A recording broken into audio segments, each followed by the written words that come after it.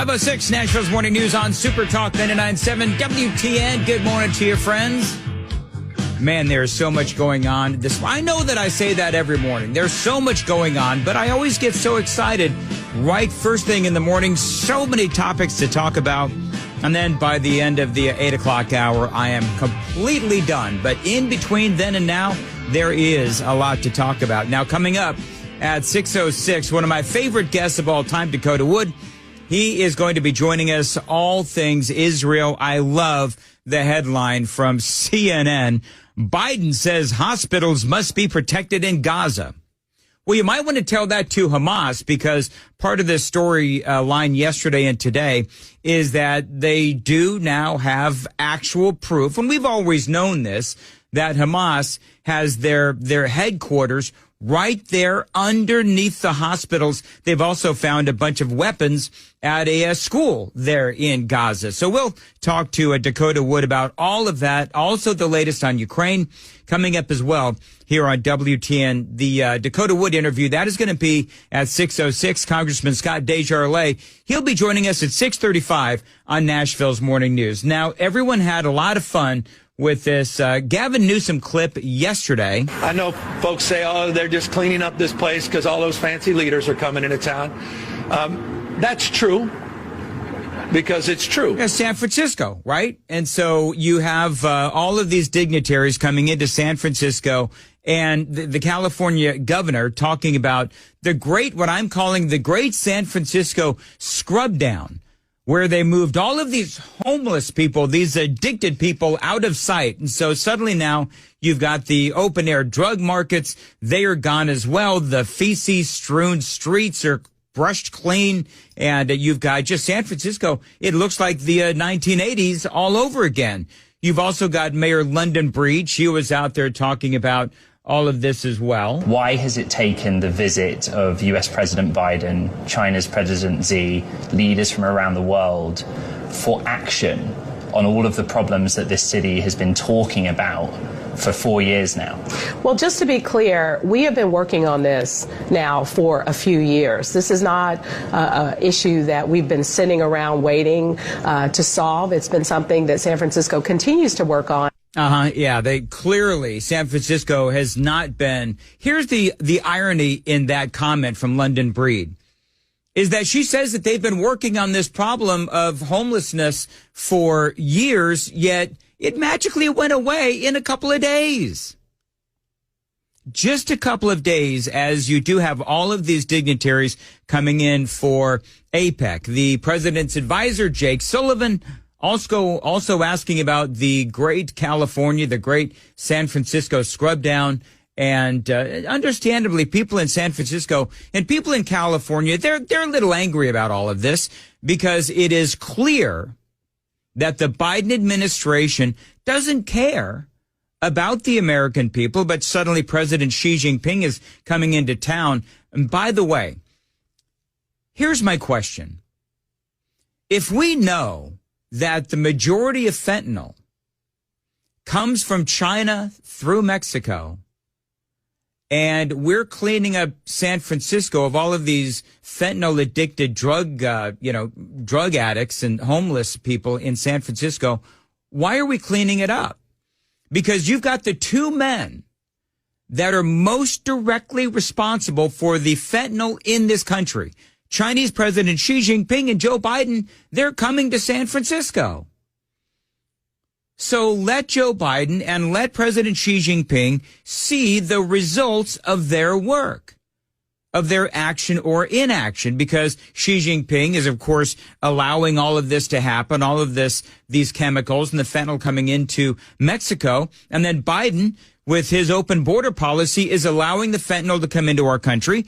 You have all of these fentanyl addicts, these homeless addicts in San Francisco, and they've been, scrubbed from the streets of San Francisco. Let Joe Biden and President Xi Jinping, let them see their handiwork, the impacts of their handiwork.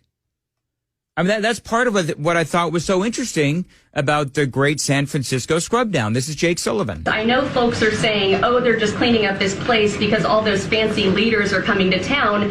That's true. Does President Biden agree it's more important to impress the leader of China than the American people that live in San Francisco and pay taxes every day? First, I completely reject the premise of your question. But secondly, I don't know what the context of what Governor Newsom said, so I won't respond to it. You know, it's so funny. First of all, that audio bite was all over the place. So for Jake Sullivan to say, well, I don't know the context of this comment. Completely reject the premise of your question. But secondly, I don't know what the context of what Governor Newsom said, so I won't respond to it. The context was that, yes, we do have a whole lot of these foreign dignitaries coming into San Francisco. So, yes, despite the fact that the people of San Francisco, the people of California have been demanding that these cities be cleaned up for years, it's only when President Xi Jinping comes in that they're actually doing something. And, of course, Joe Biden as well. So, you know, everybody is sitting here shocked that Biden and the government put China ahead of the American people like we're seeing in San Francisco. But they've been doing this for years. So why is this supposed to be any different? Again, Biden has been letting fentanyl come across our border unencumbered since he took office. You have hundreds of thousands of people dying every single year from fentanyl. A lot of those people in San Francisco, by the way. And yet Biden allows it to happen so that he can import voters. So it's not like this is new. It's not. And we continue to let this happen. China has ripped off the American people, and we just simply put China first and the American people second. And this has been going on for a long time. This isn't just a San Francisco story. This is an American story. What different ways has Joe Biden and the U.S. government put the American people second and China first? What about the stealing of intellectual property? China has ripped off American companies and universities for years through cyber warfare. And we do nothing. Stealing the plans for the F-35 fighter planes. How about allowing that Chinese spy balloon to fly across America? How about allowing China to buy U.S. farmland? Of course, China sides with Russia in the Ukraine war. And also, let's not forget that Joe Biden shut down the Trump-era anti-espionage program because they thought that it would be racist. So, I mean, why is anyone surprised that we're putting China over the American people in San Francisco when this is an ongoing pattern? Is this not an ongoing pattern? Of course it is. So am I concerned about the fact that they finally scrubbed the streets of San Francisco clean of all of their drug-addicted homeless folks? Sure. I mean, it's great that they finally did it. But it doesn't solve the problem of the fentanyl coming across our southern border. Oh, and by the way, supposedly that's something that Biden and Xi Jinping are going to be talking about on Wednesday. There's a TV crew that was doing some reports there from the streets of San Francisco. Again, you can wipe away all the fentanyl-addicted homeless people there in San Francisco as the purveyors of fentanyl. That's Joe Biden and President Xi Jinping from China. They're coming into town. And so they decided to wipe away the evidence of their crimes, of Biden and Xi Jinping's crimes. But apparently a TV crew, a foreign TV crew, was actually robbed while covering the APEC summit in San Francisco.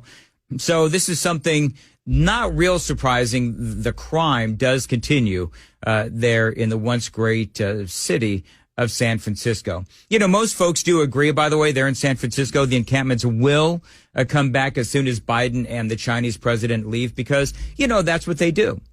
This is funny, by the way, from the Daily Mail.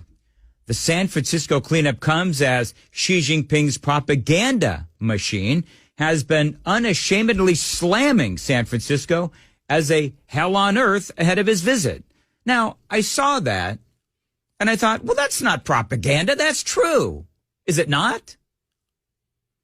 The San Francisco cleanup comes as China's propaganda machine has been unashamedly slamming San Francisco as a hell on earth ahead of his visit.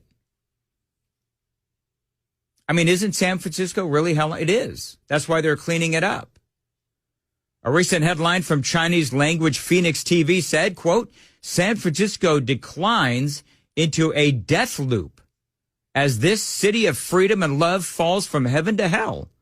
Well, again, not propaganda, truth.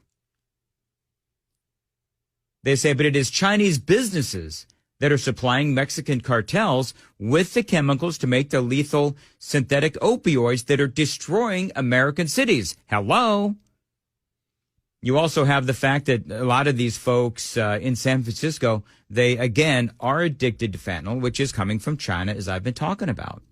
So why clean it all up? Just show President Xi Jinping what they're doing, because it's obviously something that they know is going on. President Biden knows that it's going on as well. Here's what they're expected to be discussing. The Israel-Hamas war, APEC. The Israel-Hamas war, Russia's invasion of Ukraine, North Korea, Taiwan, human rights, fentanyl, artificial intelligence, as well as fair trade and economic relations. Administration officials said, I love when they say, by the way, nothing will be held back. Everything is on the table. Do you know that they basically said the same thing a year ago when Biden met with Xi Jinping and they sent a spy balloon over our country?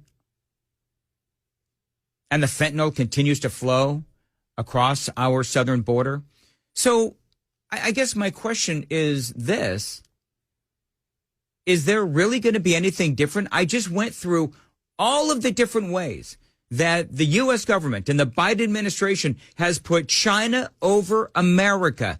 Do you really think that anything's going to change? Of course not. Heck, if things continue to go the way that they've been going, it's probably going to get worse. By the way, big story this morning. I wonder if President Biden will talk to President Xi Jinping about this. Big breaking news this morning about China, and they call it spamiflage. Listen to this. It's the biggest disinformation campaign the world's ever seen. The biggest disinformation campaign the world has ever seen, and it's coming from China. And yes, it is called spamiflage. And basically what's going on, this is a big breaking story from CNN this morning. Spamiflage, where apparently what's going on is that China's government is going after American citizens. It looks like they're American citizens who are like from China, and they're bashing China. And they're going after China, their way of life, human rights violations, and all of that. And so if you do that, Xi Jinping is sending all of these, bots and so forth after these people on social media and threatening them on social media. I feel really, really afraid. They use hateful words or threatening words. They will make life very uncomfortable for those who speak ill of China. I was instantly flooded with messages asking me to kill myself. Her name is Jiayang Fan, a writer for The New Yorker. She's been targeted with a wave of online harassment since she covered pro-democracy protests in Hong Kong 4 years ago. So you see what this is, right? You speak ill of China, and they go after you on social media, and they come after you hard. Flood you with nasty comments and bots and so forth, actually telling people, as you heard, telling people to kill themselves. A CNN review of court documents, social media reports, and interviews with victims reveals a massive, relentless campaign of intimidation by the Chinese government, targeting people on U.S. soil. So, you have some of these Chinese folks that are living here now in America, and they are pro-democracy, and China is going after them online. A vast campaign of intimidation that even employs artists to create original illustrations to mock and harass its victims. It's not just some guy in his basement. No. I think it's clearly a very sophisticated effort. I'm often staggered at the number of platforms where we come across their content. Right. And so I get that this is a big deal. But you know what? I think that part of what we need to do is take a step back and kind of look at this story from our perspective. Because, yes, you do have the Chinese government going after people on social media in what they're calling a massive disinformation campaign. Not great, but let's compare a few things, right? Here in America, you have the president and his administration openly disparaging people here in America who wrote about the negative impacts of lockdowns. You were told that you wanted to kill people, and you were told that you were a racist and a conspiracy theorist. Here in America, we literally had an election impacted by the media working with the Biden campaign to spread disinformation about the very real and very credible laptop story, Hunter Biden's laptop story. CNN, by the way, was a big part of that as well. And so here in America, you have an entire administration, an entire government apparatus who was out there talking about how the American people were extremists and so forth if we simply were questioning our government and Dr. Anthony Fauci and so forth. So for me, yeah, I do understand that what the Chinese government is doing is bad, but I think when you put it in its proper perspective, our own government is guilty of some of the same things.